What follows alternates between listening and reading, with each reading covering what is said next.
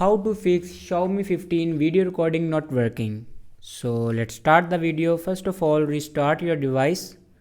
For restart your device, press and hold volume up button and power button at the same time, like that. And then swipe up to turn off your device. After that, turn on your device again.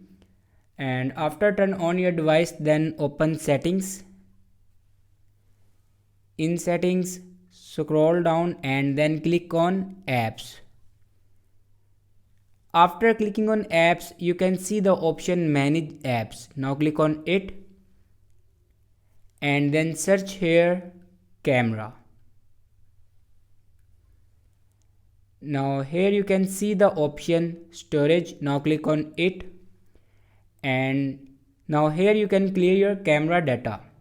After clear your camera data, then go back to the main page of your settings and then click on about phone and then click on Xiaomi Hyper OS. And now here you can check your latest version will be updated or not. If it doesn't update to latest version, then update it to latest version.